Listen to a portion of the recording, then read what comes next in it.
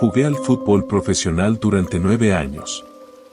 No en los grandes clubes, no en las ligas que salen en los noticieros internacionales, en la segunda división de Colombia, en 3 equipos distintos, con contratos que a veces se pagaban y a veces no. Con la vida itinerante de los futbolistas que no llegan al primer nivel pero que tampoco pueden hacer otra cosa porque el fútbol es lo único que saben hacer desde los 8 años. Es una vida más dura de lo que parece desde afuera y más hermosa de lo que uno puede explicar cuando ya no está adentro. Me retiré en 2019 con 31 años y una rodilla derecha que había dicho basta 2 años antes y que yo había ignorado con la estupidez característica de alguien que cree que puede negociar con su propio cuerpo. Hoy trabajo como entrenador de fuerzas básicas en un club de Cali y tengo una vida que está bien, que es tranquila, que no extraña la adrenalina del partido tanto como pensé que iba a extrañarla. Lo que extraña, a veces, es otra cosa. La hermandad del vestuario. Ese espacio que los que no vivieron el fútbol profesional no entienden del todo, 15, 20 hombres que pasan más tiempo juntos que con sus familias. Que se conocen los hábitos y las manías y los miedos con la intimidad forzada que da compartir un vestuario, una concentración, un bus de viaje durante semanas y meses. En ese contexto, lo que pasó en el Deportivo Unión de Palmira en 2016 fue una de las experiencias más perturbadoras de mi carrera. No un partido, no una lesión, no una derrota dolorosa. Algo que ocurrió adentro del vestuario, que involucró a un compañero, y que hoy, 8 años después, sigo sin poder explicar de manera completamente satisfactoria. Me llamo Sebastián Ríos. Y esto es lo que pasé. En febrero de 2016 llegué al Deportivo Unión de Palmira como refuerzo para el torneo del primer semestre. Era mi 5º club en 9 años y tenía la experiencia suficiente como para saber que la primera semana en un vestuario nuevo es de lectura, uno observa más de lo que habla, trata de entender las jerarquías, los grupos. Las dinámicas que siempre existen y que siempre son distintas en cada plantilla.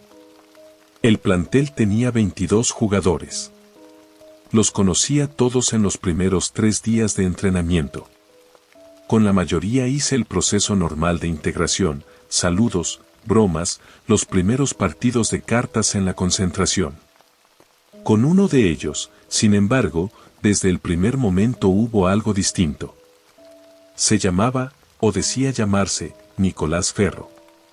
Lateral derecho, 26 años según la ficha del club, llegado de un equipo del interior del país que nadie del plantel conocía bien. Era callado, no con la timidez del recién llegado sino con una quietud más permanente, como alguien que ha decidido hace mucho tiempo que el silencio es más cómodo que la palabra. Entrenaba bien. Cumplía con lo que el técnico pedía. Pero había algo en su manera de existir dentro del grupo que no terminaba de encajar. Tardé 2 semanas en identificar qué era.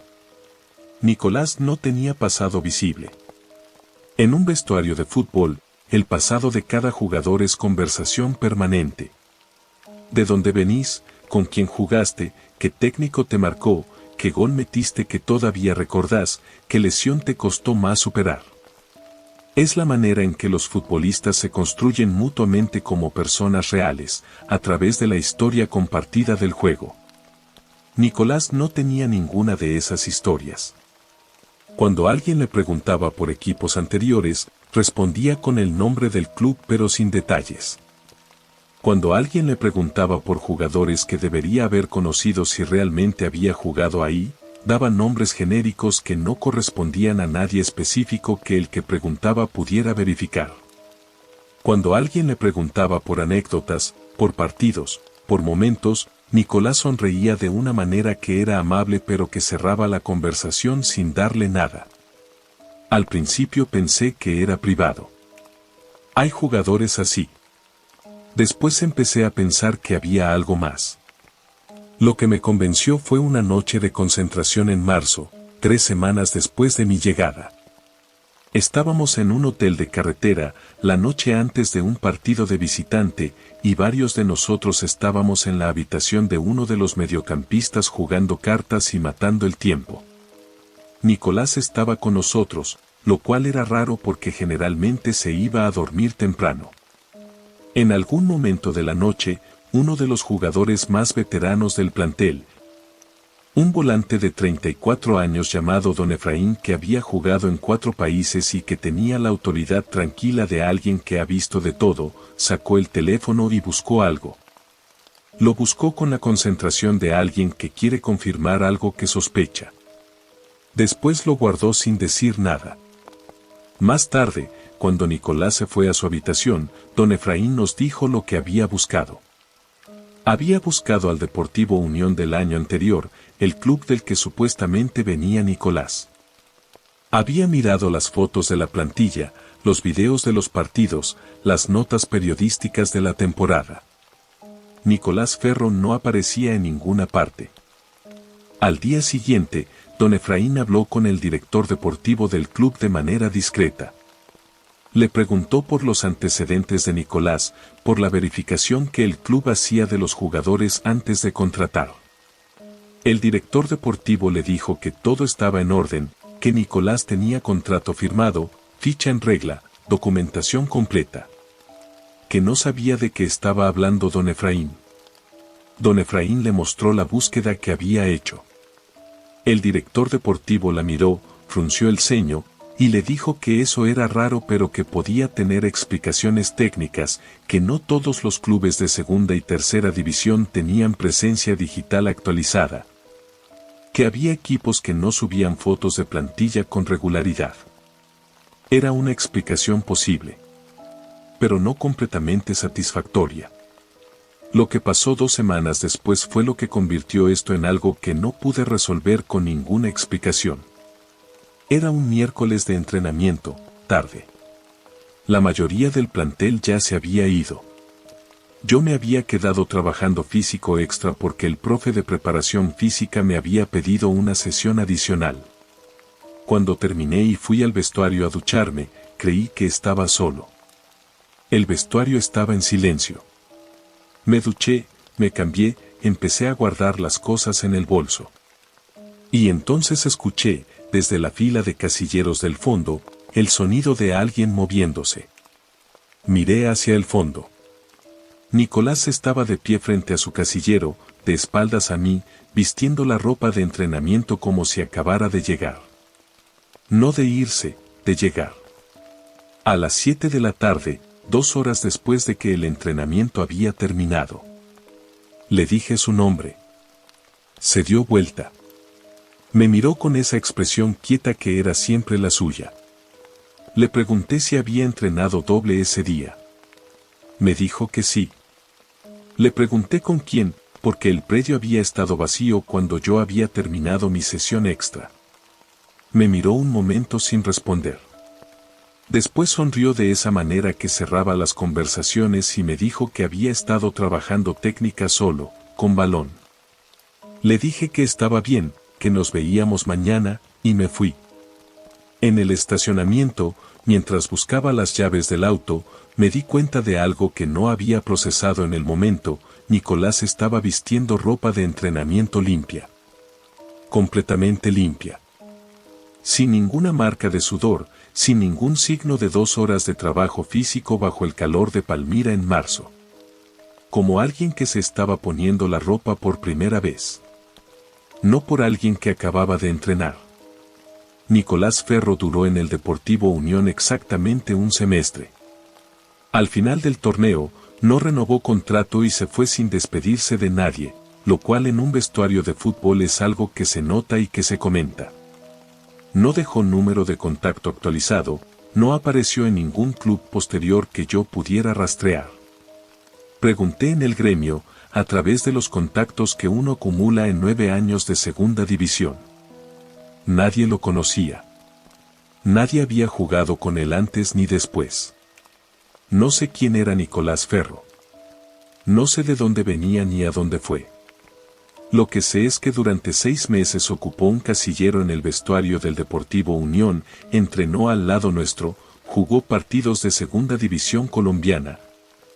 Y existió con la normalidad suficiente como para que nadie se detuviera a preguntar hasta que ya era demasiado tarde para obtener respuestas. A veces pienso que hay personas que circulan por los bordes de la vida de los demás sin dejar rastro real. Sin pasado verificable, sin futuro rastreable.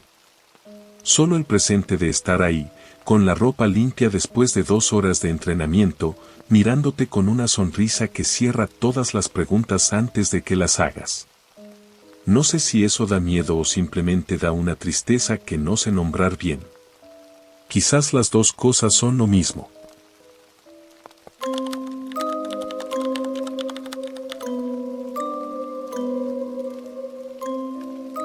Tres semanas. Eso fue lo que duró mi primer y único préstamo al exterior. 3 semanas en un club del norte de México que en el papel era una oportunidad y que en la realidad fue una de las experiencias más extrañas y más perturbadoras de mi vida futbolística. Me llamo Gerardo. Soy de Tucumán, Argentina.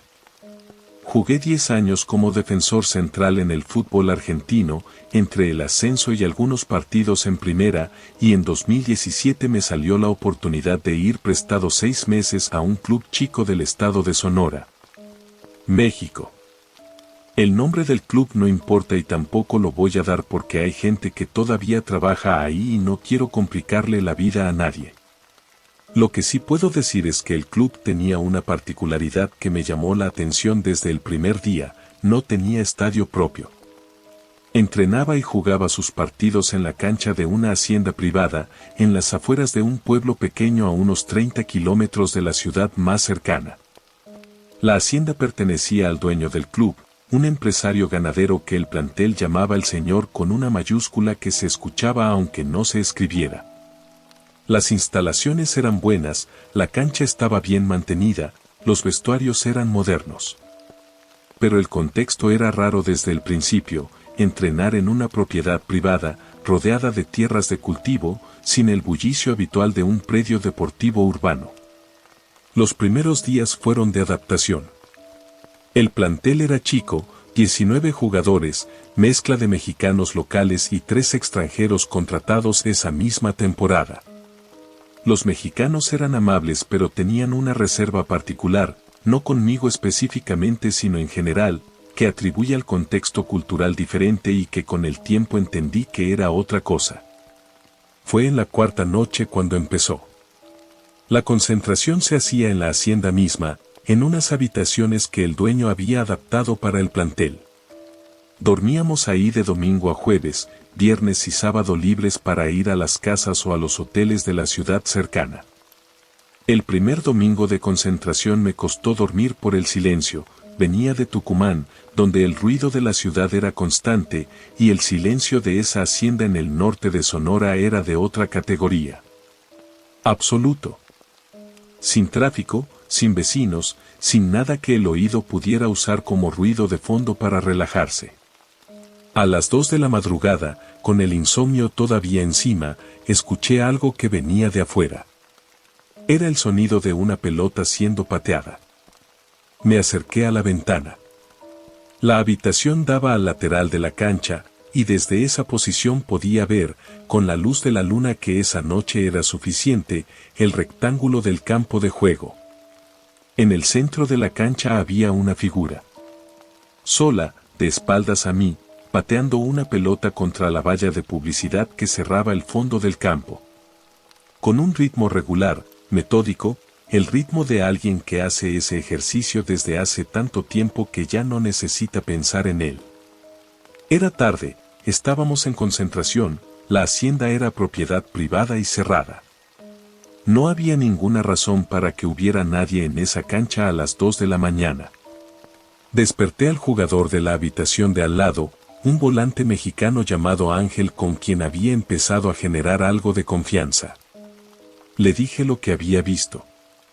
Me miró por la ventana, y vi en su cara algo que no esperaba, no sorpresa. Reconocimiento. Me dijo que se fuera a dormir. Le dije que qué era eso. Me dijo que ya me iba a contar, pero no esa noche. Me costó, pero volví a la cama. El sonido de la pelota duró hasta cerca de las 4 de la mañana. Después, silencio. Al día siguiente, en el desayuno, Ángel se sentó a mi lado y me contó en voz baja, con la brevedad de alguien que quiere dar la información necesaria sin quedarse demasiado tiempo en el tema. Me dijo que esa cancha la había mandado a construir el señor en 2009, en el terreno de la hacienda. Y que antes de que existiera la cancha ese terreno era el lugar donde se enterraba a los trabajadores de la hacienda que morían sin familia que reclamara el cuerpo. No era un cementerio oficial, era el lugar donde el campo se cerraba sobre sus propios muertos con la discreción de los lugares que tienen demasiada historia y muy poca documentación. Me dijo que desde el primer año que existía la cancha, los jugadores que se quedaban en concentración escuchaban lo mismo que yo había escuchado. Siempre de madrugada, siempre una sola figura, siempre el mismo ejercicio repetido con paciencia infinita. Me dijo que nadie había podido identificar quién era. Que los que habían bajado a verificar, en los primeros años, nunca habían encontrado a nadie en la cancha. Que con el tiempo el plantel había aprendido a no bajar y a no mirar por la ventana más de lo necesario. Le pregunté si el señor sabía. Me dijo que el señor sabía todo sobre su hacienda. Bajé de todas formas. Esa noche, la siguiente vez que el sonido empezó, cerca de la 1:30, me puse los zapatos, agarré la linterna del teléfono y bajé solo. Salí al lateral de la cancha. El sonido seguía, la pelota golpeando la valla, el ritmo regular, la cadencia de alguien que no tiene apuro. La cancha estaba vacía. El sonido seguía, pero no había nadie. Caminé hasta el centro del campo, apuntando la linterna en todas las direcciones. Pasto húmedo por el rocío, la valla de publicidad al fondo, los arcos en los extremos. Nada. Nadie. Y sin embargo el sonido continuaba. No de lejos, cerca. Como si viniera del mismo lugar donde yo estaba parado. Me quedé quieto un momento, con la linterna apagada para que mis ojos se adaptaran a la luz de la luna. El sonido siguió durante unos segundos más. Y después se detuvo. No gradualmente, en seco. Como si algo hubiera notado que yo había apagado la linterna. Volví a encenderla. Silencio. Volví a la habitación. Dormí mal. Al día siguiente busqué al capitán del equipo, un defensor local de 32 años que llevaba 5 temporadas en el club y que tenía la autoridad tranquila de alguien que sabe más de lo que dice. Le pregunté directamente por la cancha.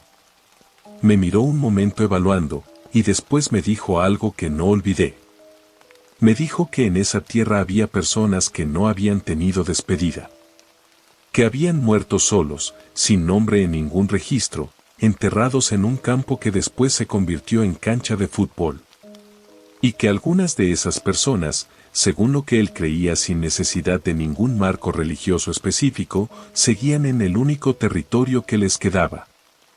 Que lo que uno escuchaba de noche no era amenaza ni mensaje, era simplemente lo que queda cuando alguien no tuvo otra cosa en la vida que el trabajo y el campo. Le pregunté si el trabajo de los muertos en esa hacienda había sido el fútbol. Me dijo que no. Que el fútbol era la cancha. Que lo que estaban haciendo, lo que hacían todas las noches, era simplemente lo que hacemos cuando aprendemos algo tan bien que ya no podemos dejar de hacerlo. Ocupar el espacio que nos dieron. Aunque el espacio haya cambiado. Aunque ya no haya nadie que pueda vernos. Duré 3 semanas en ese club. No por miedo, por razones de continuidad contractual que son aburridas de explicar. Pero si hubiera tenido que quedarme 6 meses, no sé si lo hubiera hecho. No por las noches. Por las mañanas de entrenamiento, pisando ese pasto, sabiendo lo que había debajo. Hay terrenos que tienen demasiada historia para que el fútbol los borre. Y hay sonidos que uno escucha una vez y que después escucha para siempre, en el silencio de las madrugadas, aunque esté a miles de kilómetros de distancia.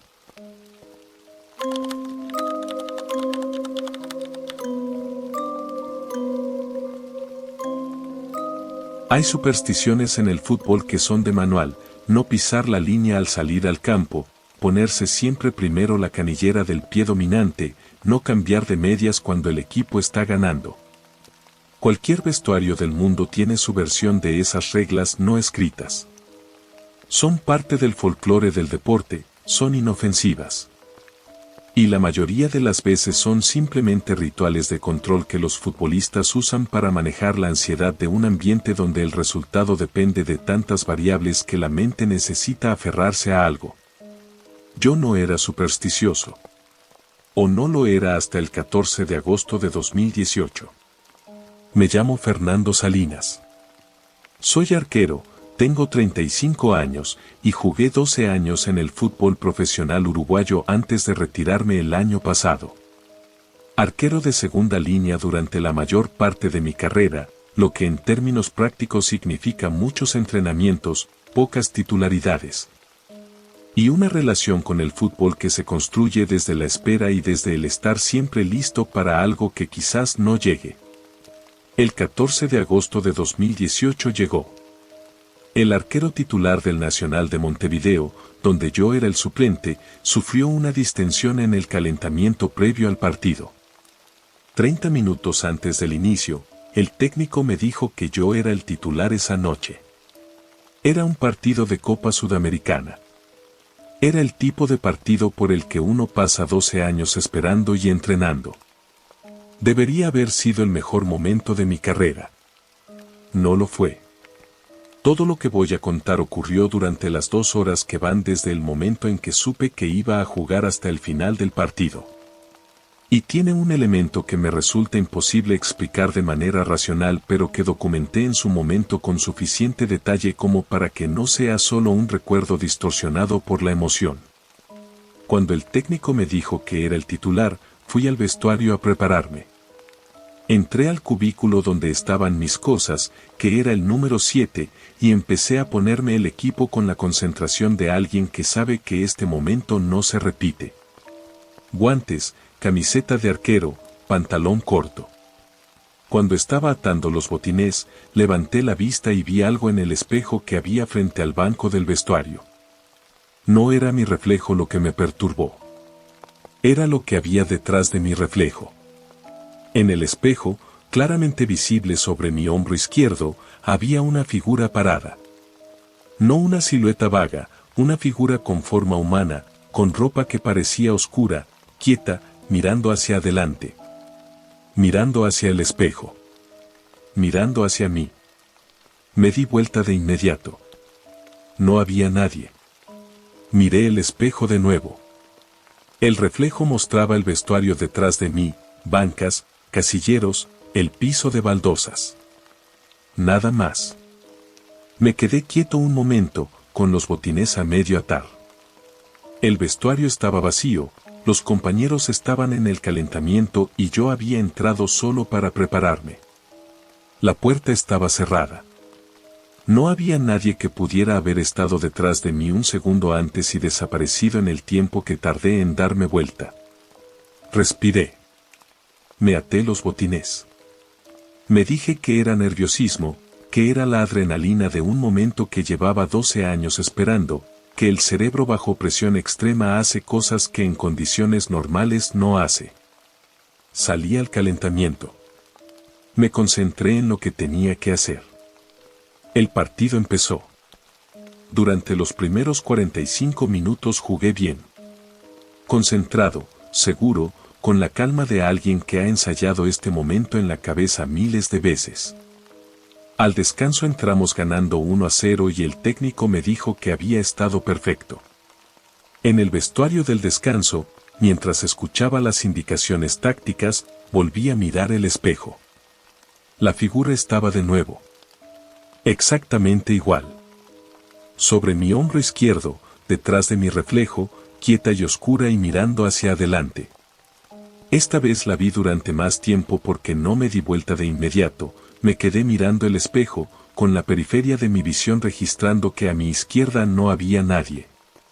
Mientras el espejo mostraba que a mi izquierda había alguien. Duró 4 o 5 segundos. Después desapareció.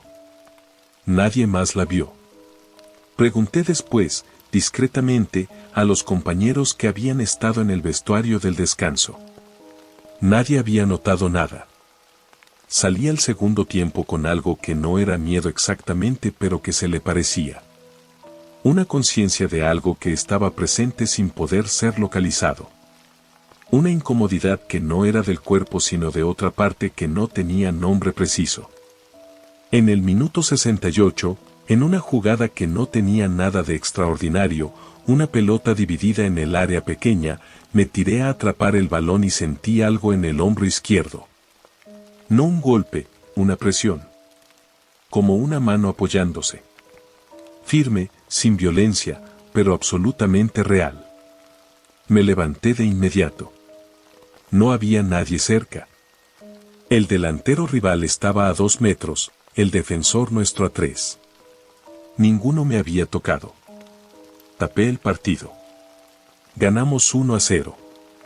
Mis compañeros me abrazaron, el técnico me felicitó, fue la noche que debería haber sido la noche más grande de mi carrera.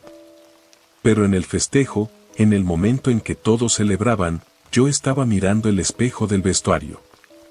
Lo que hice en los días siguientes no fue contárselo a nadie. Lo que hice fue buscarlo. No lo que había visto, quién había sido. Porque la presión en el hombro, la figura en el espejo, no me habían dado miedo en el sentido de querer escapar.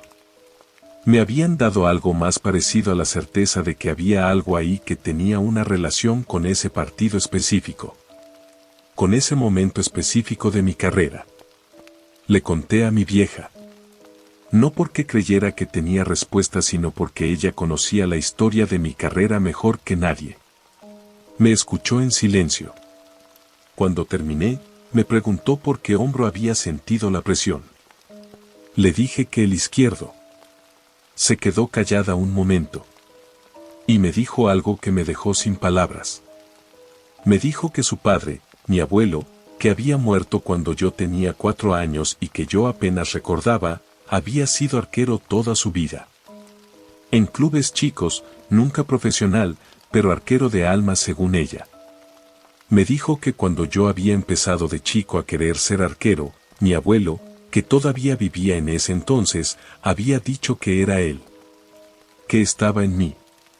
Me dijo que cuando mi abuelo quería decirle algo importante a alguien, tenía un gesto específico, les ponía la mano en el hombro izquierdo. Siempre el izquierdo.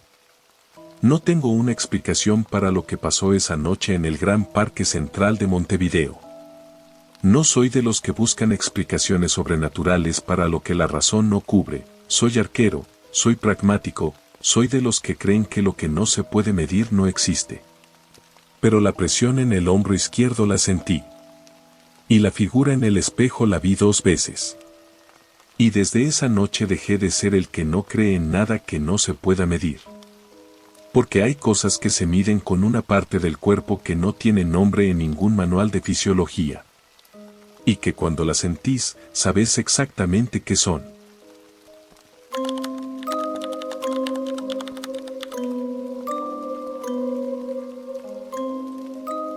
Cuando un futbolista dice que un hotel lo perturbó, la gente generalmente sonríe. Los futbolistas pasan tanto tiempo en hoteles, tantas noches de concentración en habitaciones genéricas con las mismas camas y los mismos cuadros intercambiables, que uno tiende a pensar que para ese mundo los hoteles son simplemente infraestructura neutral. Fondos sin importancia. Lugares donde uno duerme y punto. Eso es verdad para la mayoría de los hoteles. Y esa mayoría hace que cuando algo en uno de ellos no está bien, la diferencia se sienta con una claridad que no tiene en ningún otro contexto. Me llamo Pablo Herrera. Tengo 29 años, juego como mediocampista en la Primera División de Ecuador. Y en octubre de 2022 viví algo en un hotel de Guayaquil que no contaré con el nombre del hotel porque sigue funcionando y porque la persona que me escucha en recepción no tiene ninguna culpa de lo que ocurre en el piso 11.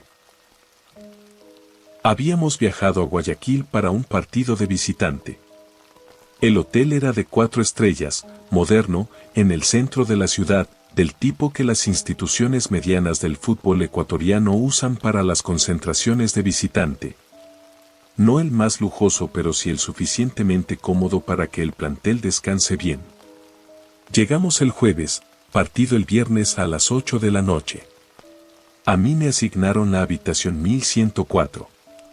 Piso 11, al final del pasillo. Entré, dejé el bolso, me tiré en la cama. Normal. El cuarto era como todos los cuartos de ese tipo de hotel, funcional, limpio, sin personalidad. Una ventana que daba al lateral del edificio con vista a otro edificio a 5 metros de distancia. Televisor en la pared, baño correcto, clima central. Me duché, cené con el equipo en el comedor del hotel, volví a la habitación cerca de las 10:30. Me puse a mirar el teléfono un rato antes de dormir. A las 11:15 empecé a escuchar algo del lado del pasillo. Era un sonido de pasos. No pasos de alguien que camina con destino, pasos de alguien que camina de un lado al otro. Ida y vuelta. El ritmo corto y regular de alguien que pasa un rato en un espacio pequeño moviéndose de extremo a extremo. Como alguien que espera algo y no puede quedarse quieto mientras espera. Pensé que era un compañero de habitación contigua con insomnio. Normal en la noche previa a un partido. Me tapé con la almohada y traté de dormir. A las 12:15, los pasos seguían. A la 1, seguían. Me levanté. Abrí la puerta de la habitación y miré hacia el pasillo. El pasillo estaba vacío y en silencio. Las puertas de las otras habitaciones cerradas, las luces de emergencia encendidas en los extremos, el piso alfombrado sin ninguna figura visible. Cerré la puerta. Los pasos reanudaron en exactamente 30 segundos. Esta vez me quedé escuchando con más atención. El sonido no venía del pasillo del otro lado de la puerta, venía de arriba. Del techo de mi habitación, que era el piso de la habitación del piso 12 directamente encima. Una persona en el piso 12 con insomnio. Caminando de un extremo al otro de su habitación. Explicación razonable. Apagué la luz y traté de dormir con el ruido de fondo. Lo que no era razonable fue lo que pasó a las 2:15 de la madrugada. Los pasos se detuvieron. Y en el silencio que siguió, escuché algo que me hizo sentarme en la cama de inmediato. Una voz. Directamente encima de mí, a través del techo, tan cerca como si la persona estuviera en el mismo cuarto. Una voz de hombre, baja, hablando de manera continua. No hablando por teléfono, no había pausas para escuchar al otro lado. Era un monólogo. Una voz que hablaba sola, en un tono que no era agitado ni agresivo, era el tono de alguien que recita algo. Que repite algo. Con la cadencia regular de una letanía o de una oración o de algo que se dice tanto que ya no necesita pensarse. No podía distinguir las palabras. Solo el tono, bajo, constante, sin variación. Llamé a recepción. Les dije que había ruido en la habitación del piso 12 sobre la mía y que me estaba impidiendo dormir. La persona de recepción me pidió que esperara. Esperé 10 minutos. Llamé de nuevo. Me dijeron que habían verificado el piso 12 y que estaba todo en orden. Le pregunté cuál era la habitación directamente encima de la mía, la 1204. Hubo una pausa del otro lado. La persona de recepción me dijo que la 1204 no estaba asignada esa noche. Que estaba vacía. Le dije que había ruido de pasos y una voz claramente audible desde esa habitación. La persona de recepción me dijo, con el tono de quien ha tenido esta conversación antes, que iba a enviar a alguien a verificar.